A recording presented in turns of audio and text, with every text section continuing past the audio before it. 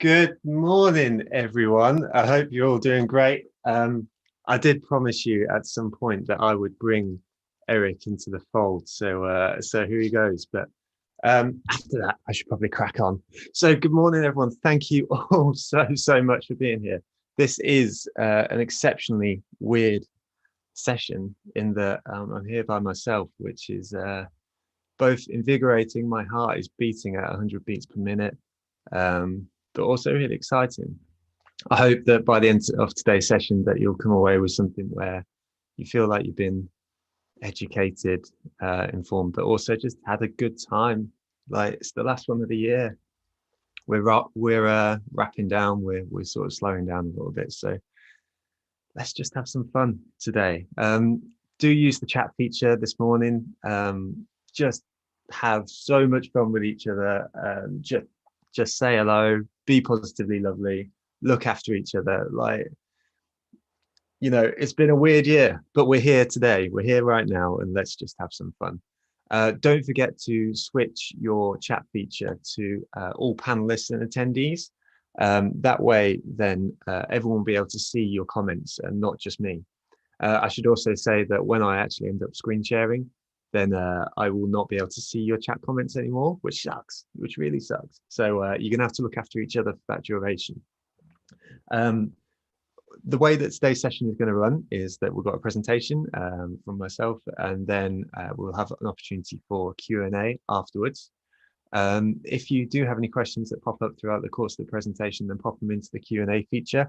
That way, then I'll be able to find them, because you'll all be looking after each other via the chat feature for the duration of the session. So I don't want to be going back and finding those questions. And yeah, the other massive thing today is that we've launched season 3 and the rebrand of the marketing meetup. So I did a very poor attempt at the logo just here. Baz, who created the brand, is going to be absolutely wanting to murder me right now on the basis of that. But in fact, that was actually the last time that you'll see that particular intro video, because instead we've got something far better.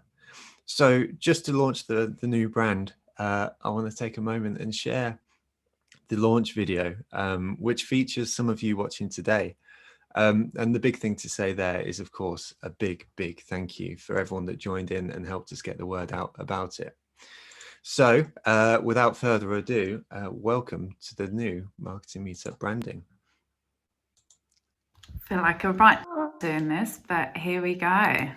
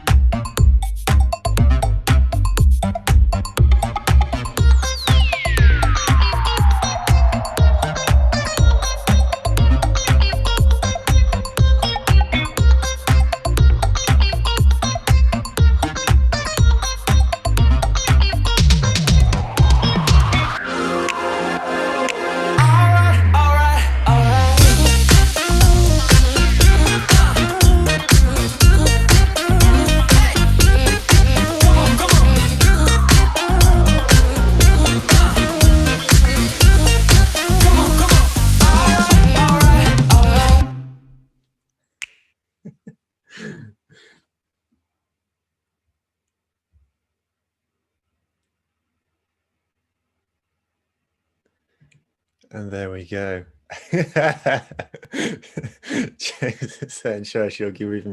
It's amazing. Like I love these comments coming through. I can only hope that Baz is seeing these right now. All credit has to go to Baz Richardson of Bravo Creative for creating the branding. It looks unreal. It's I don't know, 4.5 years ago this thing started, and today we are where we are, which is amazing. but the old brand was made in Microsoft Paint, and you know, it started to not represent who we are. So to have something today which we can sit by and say, you know what, we're proud of how, not only what we do, but how we look and how we do it. That's amazing. So, you know, like that's going to be playing at the beginning of every session. There's so much energy in there. You can't help to have fun. So do check out the website as well. That was an awful lot of work. I built it myself with a lot of work from Penny Pickering at Cabo Creative. So like that was a hell of a mission, but hopefully you enjoyed it. I'm gonna have to go back through these chats afterwards.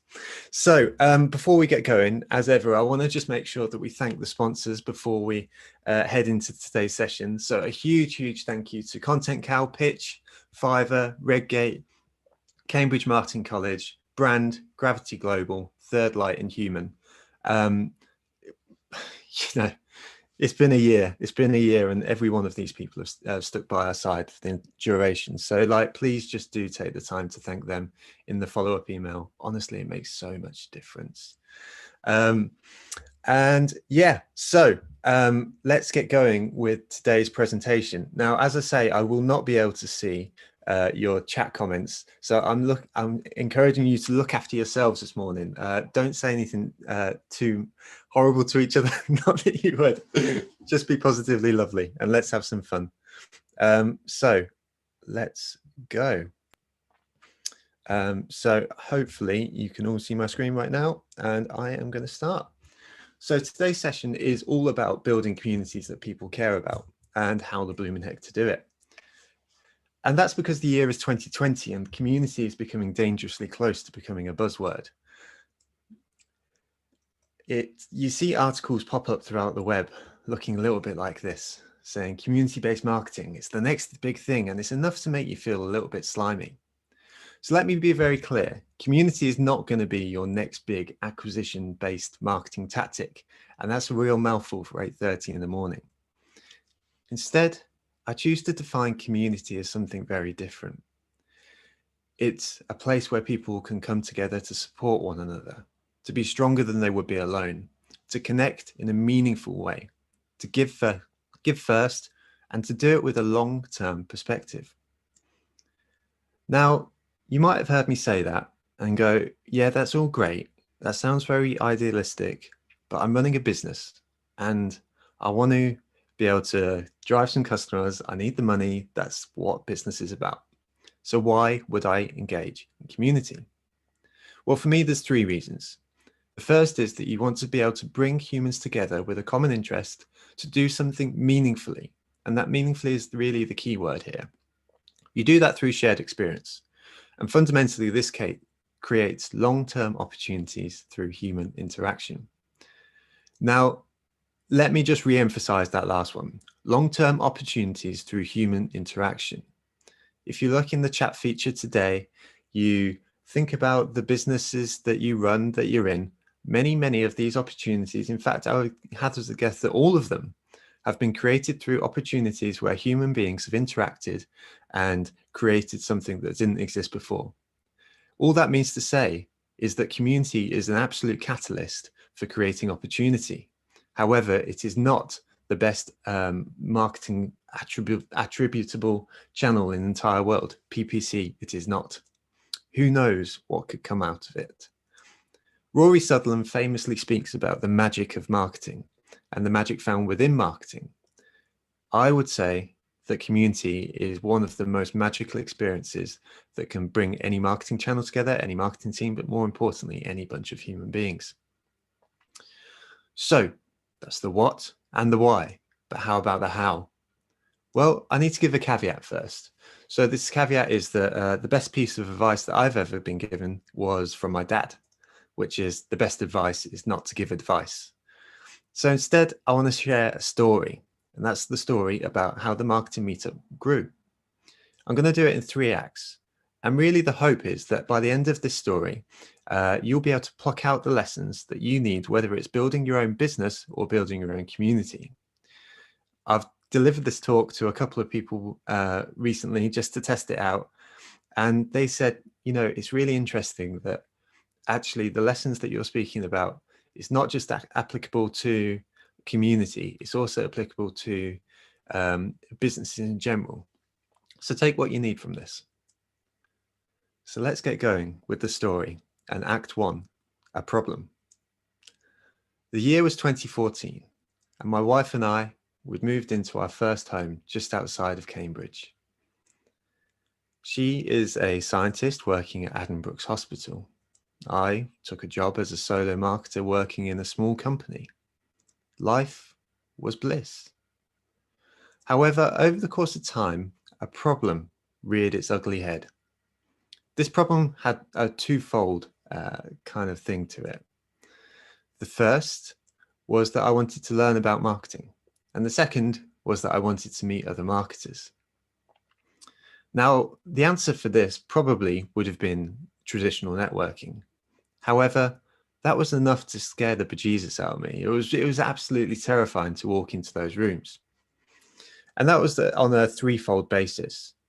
The first was those tortoiseshell formations that people always put themselves in networking scenarios, as foreign as it seems in 2020, where people stand in those circles and you got to barge your way in to introduce yourself. The second was the corporate ties, corporate speak that seemed to just absolutely be everywhere at these events. I never felt like it could be me. I felt like I had to be a professional version of me, which has never really sat particularly well. And then the final head of the Hydra, this beast that needed slaying, was that you would walk up to people, and even if you did pluck up the courage to say hello, then there was the absolute possibility that these people would just look at you as money, just as something to sell at, but not to, or speak with, to engage with on a human basis.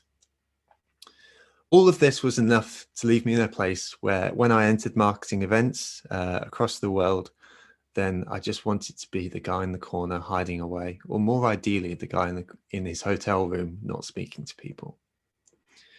This was a Hydra. This was a problem that needed fighting. So, summoning as much courage as I possibly could on a train one day, the Cambridge Marketing Meetup was born. Although at the time, on today of all days, then it's important to emphasize that the branding looked a little bit like this. And that's because that's all I could do on Paint. At its core, the Marketing Meetup is a safe and welcoming space to learn and meet others, where you will be treated as a human being first. How this manifested itself was an event at the Redgate Software Canteen with a buffet, a great buffet provided by the two sponsors, 2 speakers, and 40 lovely people. And just as a quick aside, I think there's well over 200 people here today, 235 right now, which is a really lovely thing to sort of think how far we've come. This is a picture of the event, not the first event, but at the canteen. And I mean, apart from the missing social distancing, you can see that it was a lovely environment to start things off with. This Hydra with its 3 heads was immediately slain. We had provided a welcoming, lovely environment where people came and treated each other as human beings first. Something new had entered the world. As a quick aside, I just want to say a big thank you. Like, there's probably quite a few people on the call today who were actually part of this story right from the beginning. And if you were, it's not lost on me how special that is. Your friendship, your support, your word of mouth and getting the word out for us. Every bit of it, it's been a complete team effort. It's been a community effort. So just a massive thank you.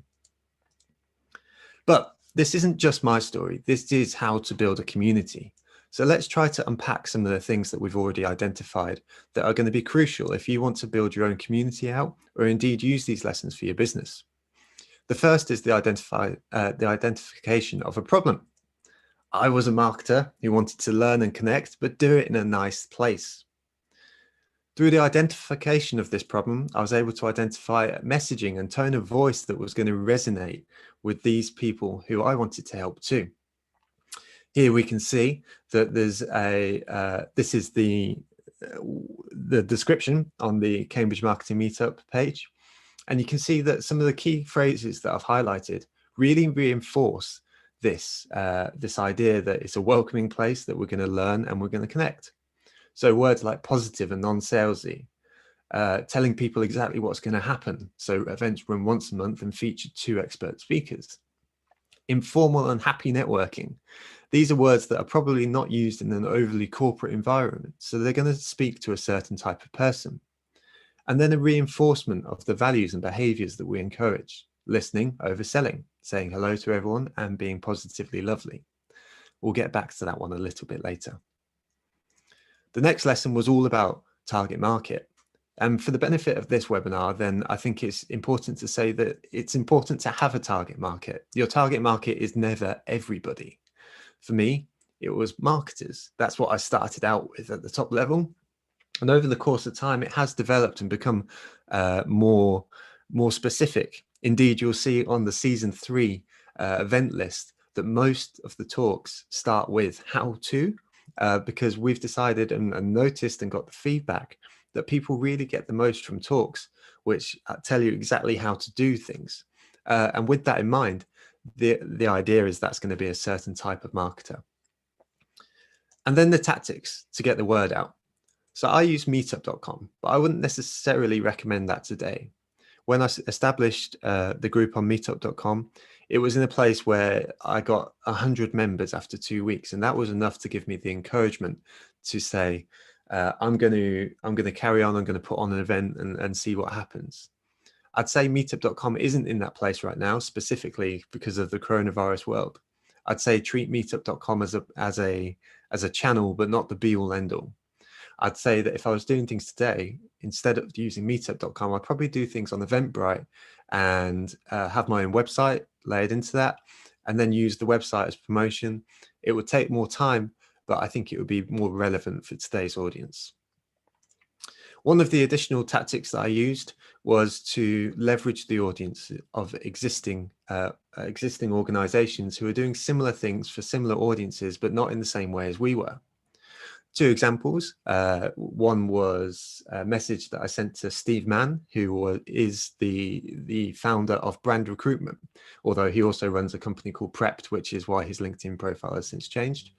And this was the reply that he sent back in 2016, saying, that basically I sent a connection request and said that I'm doing this thing and whether he'd be keen for supporting it. And he said yes, which was amazing, because then we suddenly had buffet food, which was really, really cool. Likewise for Cambridge Marketing College, have been absolutely phenomenal since day one. And they were likewise happy to do an email out to their database in return for being treated as a sponsor. So the lesson right there for me is that if you can offer something to these existing organizations that is genuinely valuable to them, they're likely to want to do it. There is a right way to do it. I do get lots of messages each week asking like, will you promote this to your community? And that's not the way to do it. The way to do it is to find that mutually beneficial scenario. I also hit up LinkedIn. So this is an example of a message that I sent at the beginning of the London event. And crucially here, I did not engage in any automation. It was completely manual, but I did search for marketer in LinkedIn and then sent through a connection request. So that was the message I sent in the connection request with the hi Rishi, trying to get a useful, friendly community for London's marketers off the ground. And then I followed it up with the link. Crucially at this point, I targeted head of marketing. And if the heads of marketing said that it sounded interesting, but they couldn't come, I said, would you mind telling your team? So hopefully they were doing a little bit of word of mouth for us too. I must have spent 2-3 weeks at the beginning of every new location, just going through and adding people on LinkedIn over the course of time. And it proved to be relatively successful. There's a final lesson here, which is that you shouldn't let third-party platforms control access to your audience. And we made this mistake with the Marketing Meetup. All of our audience was within meetup.com. And at the beginning of the coronavirus, then meetup.com took a bit of a downturn. It sort of didn't become as popular. If we hadn't had the mailing list at the time and the LinkedIn profiles and the Twitter profile and all that other stuff, then we would have probably lost access to our audience in quite a significant way. So I think there's a real point of encouragement here, which is try your best to future-proof the audience in the best way that you possibly can, so you can still reach them if a third-party platform decides to change their policies or becomes less popular. Now, it's all well and good me telling you what to do, but instead I wanted to ask you some questions. I'll make these available afterwards rather than read them out right now. But there's just some things here which I think if you were to go through and either with the view of creating your new marketing strategy for the year or looking to start a community, they're going to be really useful. So those are some questions. So that was act number 1. We saw a Hydra, we slayed the Hydra, and now we grew. This took over from 2016 to early 2020, so it was quite a long period. But it was after that first event, really, that the mission was achieved. We already felt like the champions, and we just continued to grow and evolve while retaining that homespun feel. Because this is a long time period, I can't speak about everything, but what I'm going to focus in on 5 specific things. So the first is the behaviors that we encouraged. At the beginning of every event that the Marketing Meetup ran, we encourage people to listen, say hello, and be positively lovely. Listening, like actually listening, because that's a real skill and many people have it, but when they do, it's a really quite incredible thing. Saying hello, because that's literally the hardest word in networking. But once you've said hello, you're kind of forced into a conversation. Once you've plucked up that courage, it's amazing what happens. And being positively lovely, that was the encapsulation of the kindness that we wanted people to show. It was, it wasn't a particularly well thought through statement, but it's something that people started to latch onto and speak back to us. They would say, oh, positively lovely, with a kind of smirk on their face, but it was amazing. It was funny going over to America in the New York event at the beginning of the year, because it was literally picked up as the most British phrase of all time. But also, you've never heard more Americans say the word lovely by the end of the session. And, that's not a denigrating statement. It was amazing to see. It was amazing, amazing, amazing. And the thing that I think is just really important here is that it's something that not many people would say in a normal place. Positively lovely bled into everything that we do at the Marketing Meetup. We started acting positively lovely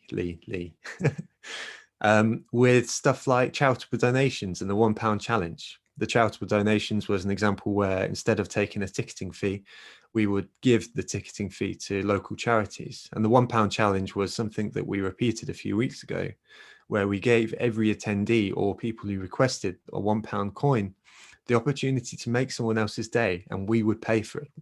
It was free money, but it was free money to go and make someone else's day, which reinforced everything about being positively lovely. It also bled into the events, emails, social, podcast, the website, but very, very specifically, it seems like the events, the emails was the one that people seemed to pick up on. You can see here from this this email that I sent at the beginning of the Marketing Meetup back in 2017, this was, the elements of what you see today from the Marketing Meetup still held true. This is the world's longest email. Like, I'd do it very differently now. But you can see at the top there, I open it up with, "Good morning, you wonderful person." It's just a different tone. And it was the type of thing that people would come back to me and say, that's unique in the space, which was really, really kind. I think that was a really important part of us sort of grasping our little spot in the marketing community. More recently, these email greetings, as an example of being positively lovely, have developed. And what happens is that people like Lewis start speaking them back to you on public forums as well, and saying, "Thinking of changing my LinkedIn job description to whatever salutation Joe Glover uses in the Marketing Meetup emails." This wasn't something that was done on purpose, but when you see these opportunities, you've got to take them. So sending an email to many, many thousands of people, you decide to have a little bit of fun and say, "Hey, Lewis, you dainty ballerina, you captain of the ship, you cute apple of my eye," and so on and so forth. Like, that was so much fun. And Lewis, did change his name on LinkedIn, and it was amazing. It was such good fun. And like, it's just elements of that where you can look to build in a little bit of fun, a little bit of cheekiness, a little bit of positively lovely, that really make the big difference within your growth community, or it certainly was for me. And it's important that when you identify these things that you double down on them. So for us, it was doubling down on positively lovely, but for you, it will be something different. I think the important point here is, however, that you need to aim for love or hate. I think in marketing, in life, in business, there's so much out there these days that people spend so much time consuming that they only really speak about or really recognize the things that speak to the extreme ends of a spectrum of love and hate. For us, we've really lent into love because it's something that is truly at our core. But I think, you know, that as a wider point, I really think love or hate is something you should be aiming for. Ultimately, the behaviors that we exhibited also developed into our brand. As you can see on the header of the website today, it starts off with the positively lovely community that helps you become a better marketer. The second thing that happened over the course of time was some lovely folks came up to me. These are the marketing meetup organizers. So we've got Nick, Fee, Lynn, Kim, James, Jeff, Guy, Zoe, Max, all unbelievable human beings and people I'm so, so grateful for. They came up to me and said, can I do this closer to my house? And because I was making it up at the time, and I still am, by the way, then I said, yeah, sure, whatever. You know, I'll help you as I can, but I don't know really what I'm going to do for you. Other examples of people jumping in will be people like Baz, who's once again been the brains behind the marketing meetup branding. Without him, none of this would have happened in terms of the marketing meetup branding. But most importantly, it was you. It was the people who were part of this community who made the biggest difference. And, you know, I mean, the line that I sometimes, the dad joke that I used to tell was the one that if nobody turned up, then it would be just me, two pissed off speakers, lots of beer and pizza. But truly, the most important part of the marketing meetup is you. So thank you, genuinely. One way that you've been amazing over the course of time, beyond turning up, beyond contributing, is that you help spread the word via word of mouth. I cannot overestimate the importance of word of mouth. We haven't spent an awful lot of advertising over the course of time. Word of mouth has been the most important marketing channel that our community has had. And I would suggest that it probably will be for your business or your community too. Fundamentally, all of this has been a true team effort. So thank you very much. Number 3, after about 3 years, the marketing meetup started to make some money. Not a lot, but enough that I was able to take the leap into doing the marketing meetup full time. This enabled me to take my hobby to be something which was my full attention. And as John Asperian recommends in his great book, Content DNA, he recommends taking a 30-month mindset when it takes a look at you developing your content for your blog, for your LinkedIn, or whatever it may be. I think this holds true for community too. 30 months to make an impact, 30 months of consistent effort, 30 months of not giving up. I think that's probably one of the things which most people fall down on when it comes to business, when it comes to community building. So I really encourage you to take a long-term view on things. And if you want to see another brand who do a really great job of that, then you need to look no further than Patagonia, who have 100-year outlook. Not only what do the current generation of customers think, but what do their children think and their children's children. If you're looking to build something that will stand the test of time just like that, then I think you can only start to build something really truly special. So, number 4, I made a ton of mistakes along the way. I have sent more hello first name emails than I care to admit, but I have done it a number of times. And it's so embarrassing because you satirize it and say, oh yeah, it's that thing that marketers do, and then you go and do it. But hey, one of those things. Another thing that I've been really bad at over the course of time is delegation and sharing the workload, especially even when people have been willing to help. I think the event organizers can speak to this, that over the course of this year, I've probably taken more on my shoulders and asked them to do basically not a lot, not because they haven't been willing, but because I've been terrible at delegation. And I think there's a lesson there, which is that truly when you allow people in, then you can do better things. And you need to allow yourself to do that, whether it's your community or your business. And next, this is probably the thing which I'm most ashamed of to a certain extent, but I think it's important to highlight. At the beginning of this year, when coronavirus first struck, I think it was after the first event, I was messing around with the Zoom automation of our emails. And Zoom provides you two options. It provides you the option to email attendees, and it gives you the option to email non-attendees. Now, you need to remember the space which people's heads were at the beginning of March. Everyone was really quite sensitive and in a truly understandable way. I was messing around with Zoom for the first time, trying to figure out how to run our events on there. And stupidly, I set an autoresponder or an automated email to the folks who didn't turn up to the event and said, "We really missed you, but why would you sign up for an event that you wouldn't turn up to?" That email was never supposed to see the light of day. It was the most gut-wrenching, horrible thing, and I felt impossibly guilty for it. And I still do to this day. You know, I'm not very good at not beating myself up for mistakes. That being said, all I could do the next day was go out and say sorry, genuinely, and mean it.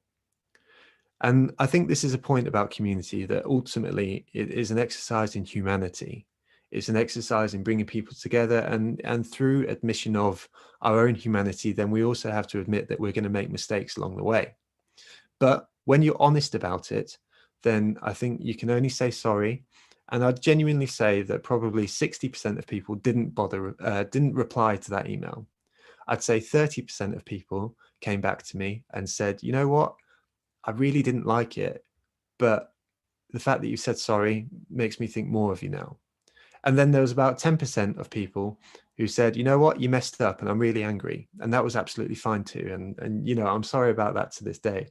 But you know, that was a mistake. But had I not owned it, had I not been honest, then, you know, it would have been so much worse. And then the fifth thing that happened over this course of time was finding purpose. So I remember driving home one day after an event in Norwich, and the road had been closed and it was raining, and it was about 11 o'clock, and I was already well beyond my 9 o'clock bedtime. And on that particular night, I just wasn't feeling it. You know, and when you run a lot of events and stuff like that, there are going to be days where you don't feel it. And so much so that I was like, you know, I was in a proper bad mood. And it caused me to reflect. And it's like, why am I doing what I'm doing? And the reason why I do what I do is that moment when people come up to me and say, "You know what? You really helped me. You've really, really helped me. So thank you so much." That's enough to make the hairs on my arms sort of stand up on end. It gives me goosebumps because it means that I'm really achieving my mission. So for a long time, I started operating with a purpose to help people. However, it was only a couple of years later that I attended a workshop by David Hyatt, who is the founder of the Do Lectures, and I'm really, really, really pleased to say will be taking part in season 3 of our webinars too. David encouraged us to do the 5 whys exercise to really inspect that sense of why we do what we do, what's our purpose in life, through the exercise of starting with the top statement of "I would like to help people," and then asking yourself the question of why 5 times, leaving you to what is the core of why you like to help people in my specific example. For me, it ended up with a place of legacy, but not the one of statues or anything like that, but instead a place of legacy, which means that I have a fundamental belief that you can leave part of your personality in other people and leave your mark on the world in that kind of way. In that moment, the Marketing Meetup became a different kind of organization. It became a vehicle and an exercise in leaving a legacy of kindness in this world. It's kind of a bit of a selfish one to a certain extent because it's my business and my community that I run, but it's an exercise in leaving kindness in this world. So I think there's just a point there, which is one about really establishing your purpose. All this took us to the beginning of 2020, and actually life felt pretty bliss. The Hydra had been killed, but as any person who has climbed any kind of mountain will know, you think you've reached the peak, but then there's always another, and that will take us into Act 3. However, before we do that, I just want to reflect on some lessons from Act number 2. So, first, choose a culture that matters. For us, it was about being positively lovely. Make people's toes curl with it. That point I made about love and hate, it really, really matters. We had a chap who I didn't know, and I spoke to him on LinkedIn, or I saw a comment about the marketing meetup on LinkedIn, who said that our emails make his toes curl because of the tone of them. It was in that moment that I knew that we were onto something special, because it was something worthy of both being loved and hated. You're not alone in all of this. Sorry, that's my dog snoring in the background. You're not alone in all of this. So be sure to ask for help wherever you can. And I should listen to that advice more as well. Take a 30-month mindset when it comes to it. Community is not a marketing channel that is going to be based around acquisition. Mistakes happen, but when you can, own them and be honest. And identify your purpose if you can. But it's also very important to stay at this stage that with purpose, it's fine to operate without it too, because I think a lot of people put pressure on other people to find their purpose, when that's not particularly fair. We can go for a lot of time without purpose in our actions, as long as we're working towards a place which may eventually lead to that purpose. So here's some questions. What culture would you like to promote? How can you communicate uniquely to you? What's your tone of voice? And you're not alone. Who can help? And do you have the time, backing, and patience to make something truly special happen? Act number 3. We're getting there, folks. At the beginning of 2020, we had 140 events planned for the beginning of this year. We'd also started in New York, which felt like a real watershed moment. But little did I know, as I was walking through my own little world, having a nice little time, I was approaching a big boss. The angry coronavirus. What a beast. What a horrible, horrible thing. Within a moment, we had to cancel all 140 events that we had planned for the year. It felt like the world was falling beneath us. And, I think we can all speak to that in our own unique individual ways. But in the context of the marketing meetup, it felt like 4 years of work gone down the drain in an instant. On March 13th, I sent this email with this video to the community. I'll only play a little bit of it.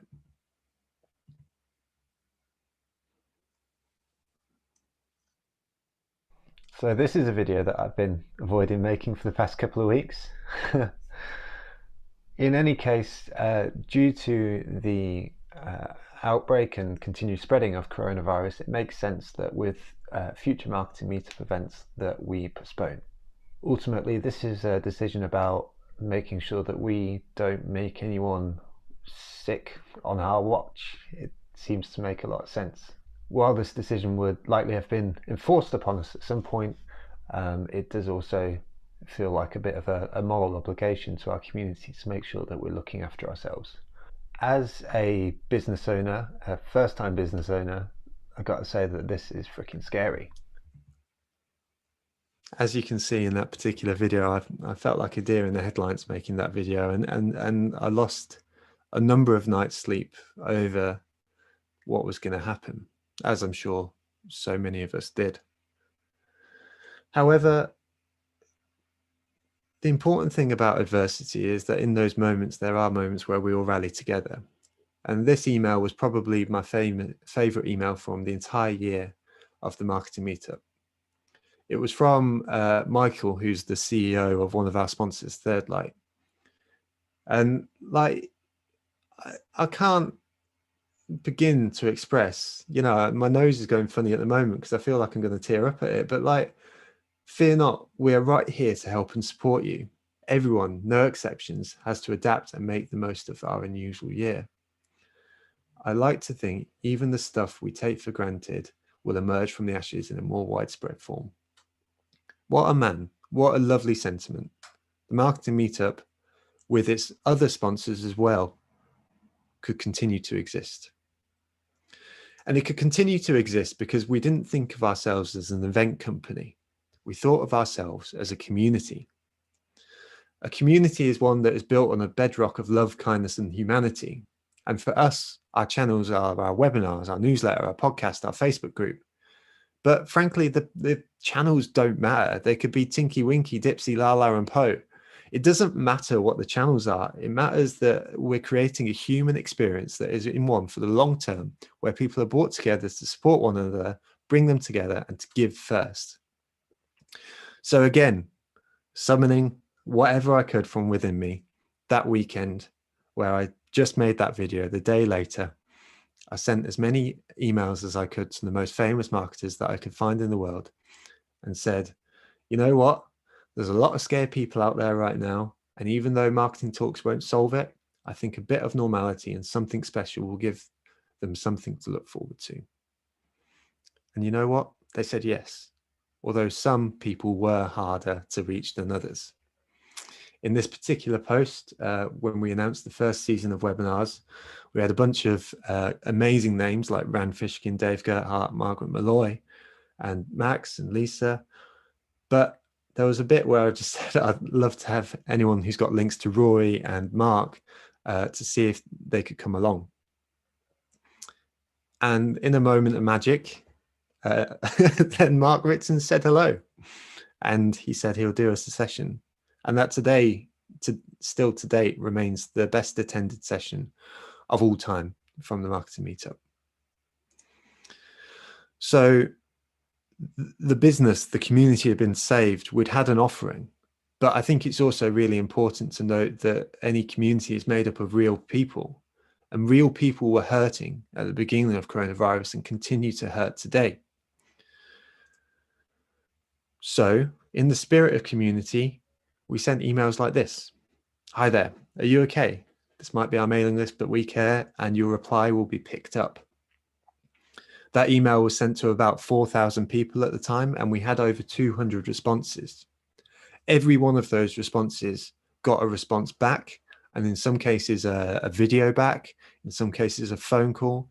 It was here to look after people. That's not to pat ourselves on the back, but it is to say that the spirit of community is one where we look after each other. We come together, we make each other stronger, and we look after each other high or low. And unlike the Hydra, the coronavirus is yet to be defeated. It is still a big, big part of our lives. It's why I'm sat here in my office in Little Downham today. So it was important to create moments of joy throughout the duration of this weird year. And one example of this was the surprise message that we got Sean Paul to do for the marketing meetup community. It's about 48 seconds long, and it bears repeating because it was bloomin' brilliant.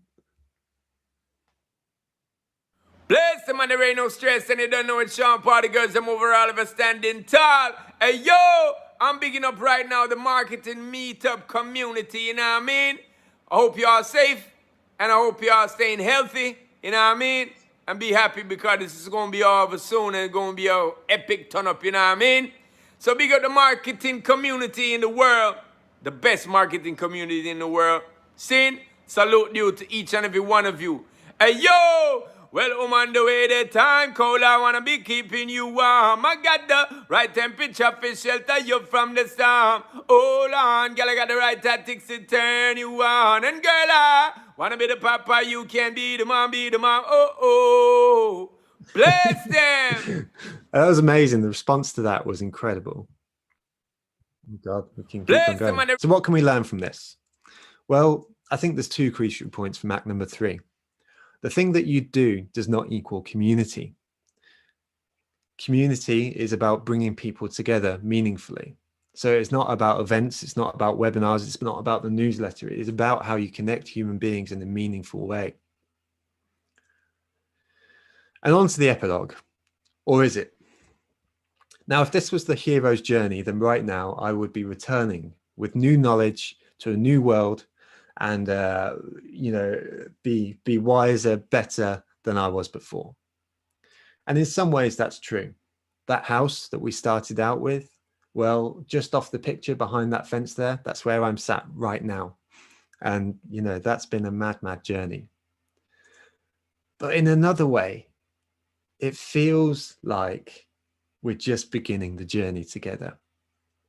Whether it's the new branding being launched today, the new season that's coming next month, which, by the way, like, I'm not one to be proud of myself very often, but I think looks absolutely amazing.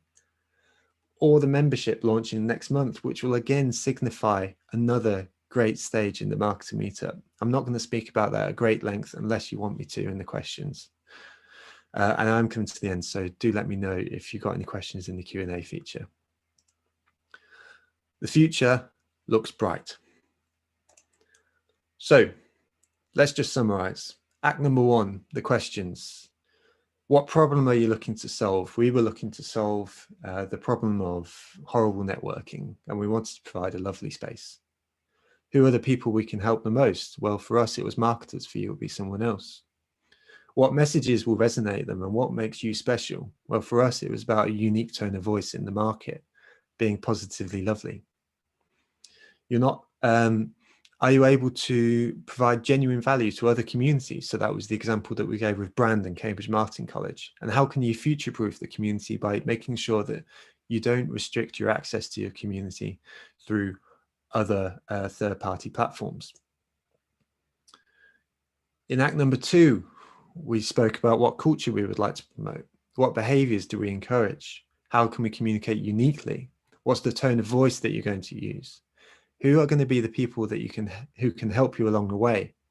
And do you have the time and the backing to build something meaningfully? And that's whether it's in a corporate or off your own back. And then finally, act number 3. Your community is not about what you do. So never forget what community is truly about. It's about the humans that you can connect meaningfully. And I would suggest that also stands true for business in general. So that's my talk.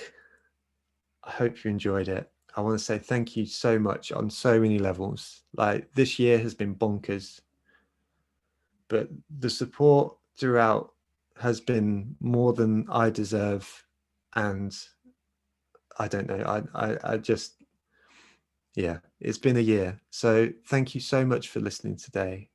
I love you all, genuinely. What a year, 2020, eh? Let's make 2021 really, really good. So let me stop sharing my screen and we'll answer some questions. We've got about 10 minutes left. Right, there we go. That's the presentation. I'm just going to exit that so I can see. I hope you're all patting yourselves on the back as well. Like, you all deserve all of this. So, like, this is all of you. Thank you all so much for these lovely messages. So let's go to the questions. So we've got one from Rachel. Do drop any questions into the Q&A feature if you'd like them answered. So from Rachel, what channels do you recommend for a business just starting to build a community? So I think channel choice is an interesting one. I think inevitably it's easy to give the answer that you should do every channel ever. And I think that's indeed what a lot of people encourage, do Facebook, do Twitter, do LinkedIn, blah, blah, blah, blah. Right now, I would say that the 2 channels that work for the marketing meetup and the ones that I would encourage you to build out yourselves right now is a personal brand on LinkedIn, because I think that's a really great hub spot, as in, like, not as in the company, but like a hub place where people can come together and have like a really great conversation. And then email, because that's something that I don't like using the word own, because it suggests that you own people, but you don't, but like you can control it more than you can control third-party platforms. So if I was starting out, those 2 channels have been really useful for me. That being said, it depends what's good for your audience. Channel selection always has to come back down to your audience. Where are they? What are the things that they're going to benefit from? What are the things that they're going to resonate with the most? And it might be, if indeed you're speaking to a younger demographic, then stuff like TikTok is going to be a better place to speak to your community. So also make sure that you always go back to who your community are. We've got a question from David, who says, what was the inspiration that was the driver to start the community? Well, hopefully I've answered that to a certain extent with the talk. The driver was to provide a safe place for people to come together. These comments are so lovely. Like, thank you very much. I can see them ticking away, and it's unreal. So thank you all so much. Yeah, just lovely. Sarah asks, do you see the physical events having a place in the community once the dreaded lurgy has done one? Yes, absolutely. So the events will definitely return one day. I don't necessarily think they'll be in the same shape as what they were pre-COVID. I think there's a couple of things that are happening right now. The first is, if I give the example that my wife suggested going to a Christmas market at the weekend, and in my head, I'm not there yet, you know, like, and I think other people will be too. You know, I'm not in that safe space yet where I feel like I can go to a place and turn up and sort of be surrounded by people and feel safe. So for that reason, I don't think it's going to be exactly the same shape. I also think that what this world has shown us is there is possibility in a hybrid model. So one where we do the online stuff still, but also have physical events. So yes, they will absolutely return. I don't know when, and I can't wait to bring them back. But when they do, let's just make it amazing. Like, I think we're all going to appreciate it so much more. Let's go to Stuart. Stuart asks, yes, details on the membership, please. Fab. So what we're going to do is, I sent an email out a couple of months ago to the effect of, you know, we're thinking of launching a membership. What do you think? I mean, I got well over 250 replies from people saying, you know, like, this feels good, this feels bad. And the thing that kept getting replayed back to me that was like the most best idea that we had was something we're coining, I've got to be careful not to be sued here, but like a Netflix for marketers. So it's akin to a Netflix for marketers. In effect, we're building out a database right now. So like there's going to be 75 videos on launch that will be how-to based videos, no more than 10 minutes. And the ambition behind it is that any marketer could go in and be able to search for a video on anything from how to post something on WordPress all the way through to how to build a meaningful strategy with some of the world's best marketing minds, and all access for £10 a month. So that's the ambition for it. Like, there's a lot of work to be done, but as I say, we're going to be launching with up to 100, probably around 75 videos in the first instance, and then aiming to sort of build in lots more over the course of time. The webinars themselves will continue to be free, though.